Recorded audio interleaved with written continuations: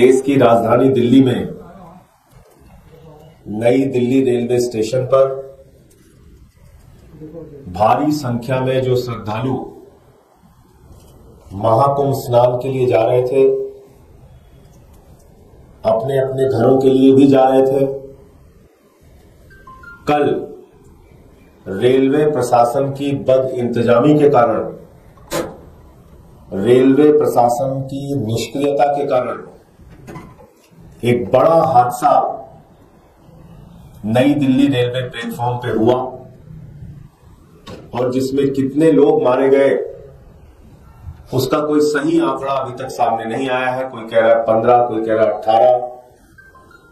जो चश्मदीद है, जो वहां मौजूद थे घटना के वक्त, उनमें से कई लोगों का कहना है कि यह संख्या बहुत ज्यादा है। लेकिन हर बार हमने देखा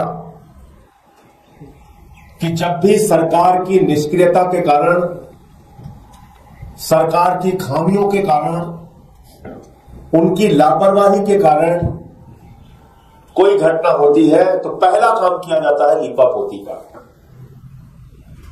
जिन लोगों की जान चली गई उनके प्रति कोई संवेदना नहीं है। जो लोग घायल हो गए उनके प्रति कोई संवेदना नहीं है। रिपोर्टर्स के मोबाइल तोड़ो, उनको असलियत कैद न करने दो अपने कैमरे में। सरकार की तरफ से पहले मना करो कि कुछ हुआ ही नहीं है, अफवाह है, झूठ है, गलत है जो कुछ भी चलाया जा रहा है। फिर मजबूरी में जब मरने वालों की लाशें सामने आ जाती हैं तो मना किया नहीं जा सकता, मजबूरी में स्वीकार किया जाता है, फिर उस पर लीपापोती शुरू की जाती है। सबसे बड़ा सवाल है कि ये कब तक चलेगा इस देश के अंदर। देश के रेल मंत्री की, देश के सरकार की जवाबदेही कब तय होगी? कितनी दुर्घटनाओं के बाद? पटरियों पे ट्रेन आपस में टकरा जा रही है, 3-3, 4-4 ट्रेन आपस में टकरा जा रही है, सैकड़ों की संख्या में लोग मर गए, उसको दबा दिया गया, भुला दिया गया। रोज ट्रेन एक्सीडेंट हो रहे हैं, उसको दबा दिया गया, भुला दिया गया। कल जो वीडियो आया है वो बहुत हैरान करने वाला है। नई दिल्ली रेलवे प्लेटफॉर्म पे हजारों की संख्या में लोग दिख रहे हैं, हजारों की संख्या में। पूरा प्लेटफॉर्म भरा पड़ा हुआ है, लेकिन वहां रेलवे का प्रशासन नहीं दिख रहा है। उस भीड़ को कैसे व्यवस्थित किया जाए, कैसे नियंत्रित किया जाए, कैसे लाइनों में किया जाए, इसके लिए कोई रेलवे प्रशासन नहीं दिख रहा है। भगदड़ हो गई, लोगों की जान चली गई, रेल मंत्री जी इनकार कर रहे हैं पूरी घटना से, कुछ नहीं हुआ। दिल्ली के एलजी महोदय एक ट्वीट करते हैं, 29 मिनट बाद उस ट्वीट को एडिट करते हैं। अब ये करने के लिए बने हुए हैं। एक ट्रेन जो 12 नंबर प्लेटफॉर्म पे आनी थी, अनाउंसमेंट हुआ 16 नंबर प्लेटफॉर्म पे आएगी, और बताते हैं कि उसके कारण भी भगदड़ हुआ। असली वजह क्या है वो और डिटेल में। जब ऐसे ही घटना उत्तर प्रदेश में महाकुंभ के दौरान रेलवे स्टेशन पे हो चुकी है, प्लेटफॉर्म को बदलने के अनाउंसमेंट की वजह से, तो क्या रेलवे प्रशासन को यह समझ नहीं थी कि अगर इतनी संख्या में लोग इकट्ठा हैं और अचानक आप ट्रेन के बदलने का अनाउंसमेंट करेंगे तो उससे भगदड़ की स्थिति पैदा होगी, और जो कि हुआ। और इतनी बड़ी घटना के बाद उसको इनकार करने पे सब लगे हुए हैं।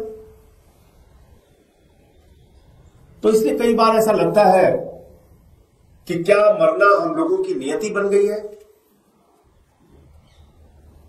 कभी नोटबंदी के बाद लाइनों में खड़े होके मरना है, कभी कोरोना की महामारी में मरना है, कभी महाकुंभ में मरना है, कभी ट्रेन के एक्सीडेंट पे मरना है, कभी रोड के एक्सीडेंट में मरना है, कभी रोजगार मांगने पे मरना है, तो कभी फसल का दाम मांगने पे मरना है। कभी फ्लाईओवर के टूटने पे मरना है, कभी पुल के टूटने पे मरना है। ऐसा लगता है मरना हमारी नियति बन गई है और कोई फर्क नहीं पड़ता सरकार को। संवेदनहीनता की पराकाष्ठा है, कोई फर्क नहीं पड़ता सरकार को। इतनी बड़ी बड़ी घटनाओं पे ऐसे बयान दिए जाते हैं, शर्म आएगी आपको।